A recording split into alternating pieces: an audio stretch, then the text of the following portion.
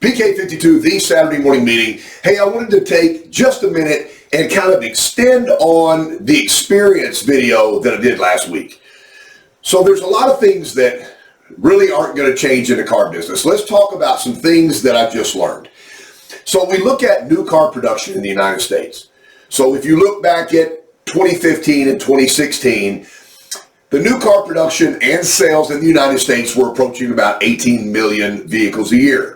Every one of those vehicles were sold every year. Every single manufacturer has a sell down. Toyota has Toyota-thon. Everybody's got something going on. Lexus has December to Remember. So there's some kind of push to sell all the current year models, get ready for the second year models coming out. That happens every single year. As we all know, the population of America is growing at a record pace. So more drivers are turning 16, more people are having families, needing a second car. So the demand for cars has never been higher. Cars last longer, which is kind of a new paradigm. People used to drive their cars, they would buy a car from a domestic manufacturer. I'm going back into my youth. And when a car got to a certain mile, could be 100,000, it could have been 50,000, but the miles on the car triggered the trade. And now cars, well, you know, we've had Prius, hybrid cars go over 1 million miles in taxi service in New York. And so now people are keeping their cars a little longer. So let's look at what happened with the trend. 2015 and 2016, we knew we were about 18 million and population growth. So you would think as we moved into 2020, 2021, and 2022, that we would manufacture and sell more cars. Well, we got tripped up by COVID. We had a part shortage. Factories closed down, which completely stopped making components needed for cars. And so what happened was that number dropped below 15 million. So in 2020, if you look at the numbers, so about 15 million versus 18 million, so 3 million people would have bought a new car if some manufacturer could have made those cars. So we're at a 3 million deficit. The following year was about the same. So we lost another 3 million. 3 and 3 is 6. I know you can do the math. And then I just got the numbers this year. I'm trying to share those as I go out and I go to different regions and go throughout the United States. So we were a little bit below 15 million in those 2 years. Last year, the number for new car sales in America was 13.9, which is a 4 million drop. So 3 and 3 and 4 is 10 million. So over the last 3 years, 10 million people would have bought a new car if they would have been available. So I look over on the used car side. And so I look over at 2020, 21, and 22, and I see we're approaching 41 million used cars, which is a record of all time.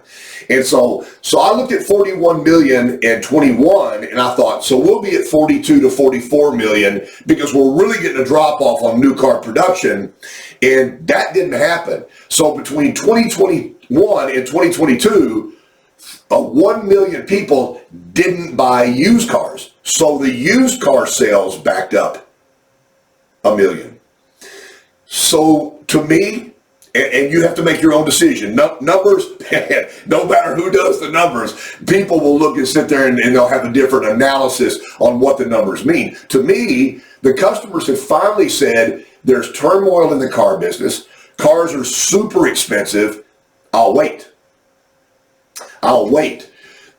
The crazy thing about it is the dealership body, and I'm talking all manufacturers of new cars, their service departments aren't growing. But down the road, there's another Pep Boys, there's another Brake Experts, there's another Jiffy Lube. And so now people are keeping a car that they really don't want to keep. Let's just talk about somebody that has a trade cycle of 3 to 4 years. In their history, they kept cars 3 or 4 years. They may have leased the cars. They may have purchased the cars. But at that point in time, they trade for another car. They like the new technology. They're new car people. And so now they're keeping that car an extra 1 or 2, maybe 3 years. And they're certainly looking for the most inexpensive way to keep that car running, which is interesting. So that means that people are moving away from the dealership service department and away from buying used and new cars. What a paradigm. So I did some managers training this week and I heard some real interesting things. So I know a lot of Toyota people follow me. So let me explain something.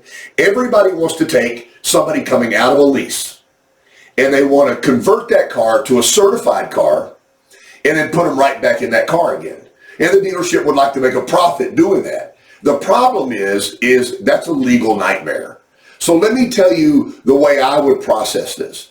They're coming out of a lease because of the demand for new cars are still high and the pricing of new cars are still high. They're going to be in a very big and a positive equity position.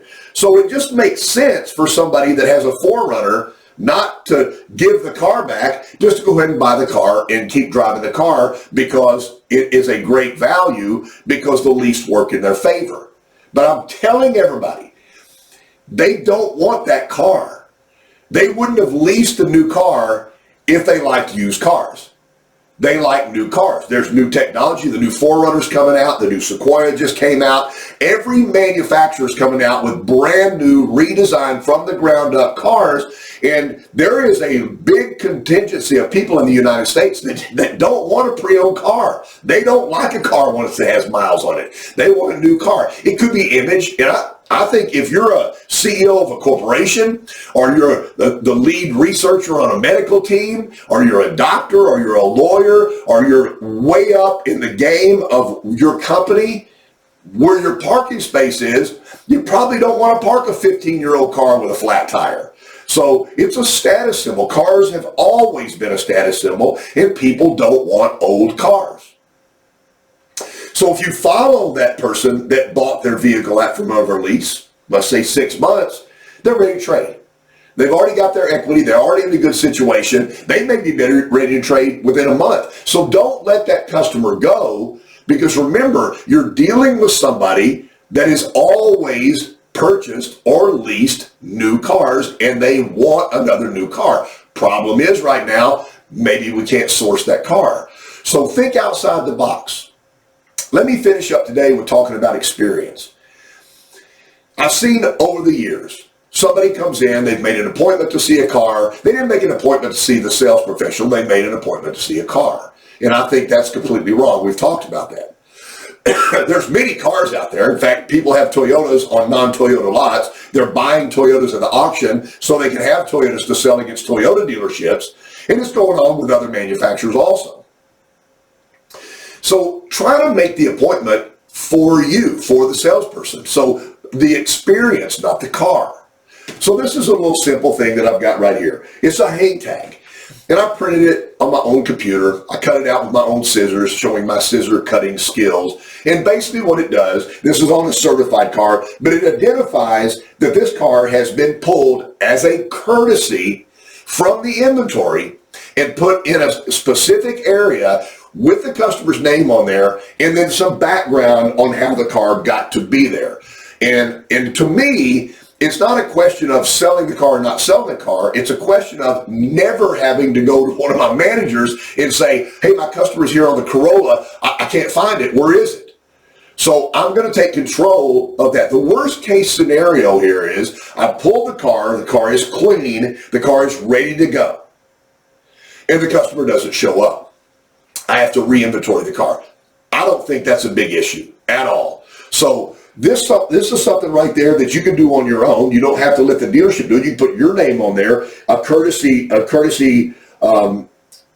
fronting of the car for the customer, and then set the car up. Couple of backgrounds. I was at Lakeland Toyota, ran the store for a while. We didn't have any cars. So I brokered a way to get a bunch of new cars in there. Long story, just say I did that. And so now we had new cars coming in, but it was like we were right now, the cars were already pre-sold. So we had the retail printout on the walls, and when people would come in and said, here, this is a Camry, this Corolla, a 4Runner, put your name on there. And then when the customer came in, we had the car in the showroom, and we delivered every car off the showroom.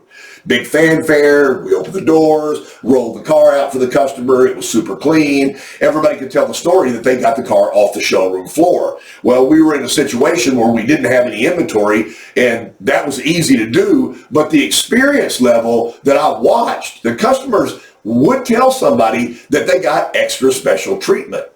When I went to Atlanta Toyota and ran Atlanta Toyota for a while, there was an atrium in Atlanta Toyota. So we knew based upon the way we marketed cars, TV advertisement, we were the lowest in town. We drove people to the store. We were open 7 days a week till midnight. That's 7 days a week. Our actual closing time was midnight. And people would shop all day and show up. Well, our cars were going to beat their cars as far as overall initial starting price. It's just the way it was. It's the way we advertised. But we had an A-trim. We had a Toyota truck back there, and we had 13 wheels and tires. I had Hollandia sunroof inside the dealership, putting sunroofs in cars in my service department. I had classic soft trim in the dealership, taking cloth cars and turning them into leather cars. And so what we did is we focused on changing the base car into something that was personal. I'm going to get the car. In my assessment, when somebody starts looking for a vehicle, they're going to end up with a vehicle. But are they going to end up with a vehicle that looks like the other 50 vehicles in their neighborhood? Or are they going to end up with a vehicle that looks a little bit more like what they want? Right now, trucks, I mean, it's if you have the money and you bought a four-wheel drive truck, a small lift kit is something that people are doing. The reason why they don't do it is because they don't know where to get it done and they don't know how much it is. But if we provide that service for our customers, and if we have factory lift kits right now, then they'll lift that truck. The great thing about it is when that truck comes back in, it's a bigger commodity for us. So when you're looking to sell something, doesn't matter what you're selling, or have a relationship, doesn't matter the relationship, one up it. Make it personal. Set it aside. Sell yourself, sell the situation. Find out if they're bringing their kids. If they're bringing their kids, have something for their kids.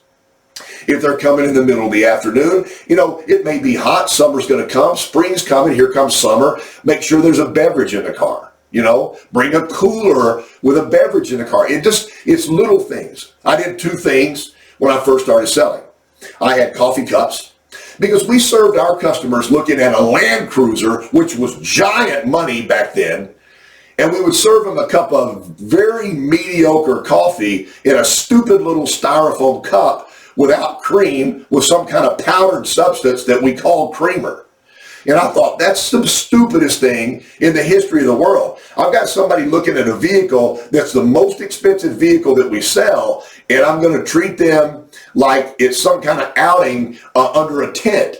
So I bought my own coffee cups. I put my face on them and put my name on them. And if they bought the car, they took the cup. I probably are still in people's cabinets in Texas because I sold the car, gave the cup away. Another thing is I had license plate frames built up. And it said the name of the dealership, sold by KC Nix. And I asked the customer, is it okay if I put this on your car?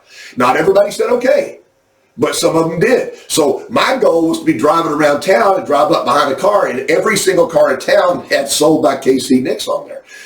I asked. I wanted to make it a big deal that they bought the car from me. They got the car. They were going to buy a car, whether it was from me or not. I wanted the big deal because they did a business transaction with me. And one more. They still make these. They're little, that you put them in the cup holder. They're called Absorbistone. And so everybody always has a spill or hit a bump, and it's down in your cup holder, and those would absorb your coffee or your soda or whatever in there. And then I put my name, sold by KC Nix, and I drop them in their cup holders. Just long-term things, make it a little bit special. It doesn't cost a lot of money to go to the next level. I'll close out by saying this. I had a manager tell me this week that I've got people coming off a lease, and let's just pick a number. They're at $400 a month on a high-end car on a lease. And now it's $700 to get the same car. To update 3 years later to buy another of the same type of car, it went from $400 on a lease to $700 or $800 on a retail. And he said, we need a lease. I need to get my people back to $400 again. Well, $400 is not a reality right now. The interest rates are higher. The leasing right now is not a thing. I mean, look at the high-end leases right now. I just saw an ad on BMW to get a BMW SUV for $899 a month with $7,000 down. So you don't put any money down, that's well over $1,000 a month. So the reality in the market right now is that the payment's going to be $400, $500, $600, $700, $800, $900 a month, no matter what brand they buy. So don't try to create a paradigm when the market is what the market is. Do your prep work. Understand what other cars are selling for. Understand what other interest rates other manufacturers are doing. And be the reason that they buy or lease the car from you, because you actually know what you're doing and you go to the next level. The next level, PK52, the Saturday morning meeting.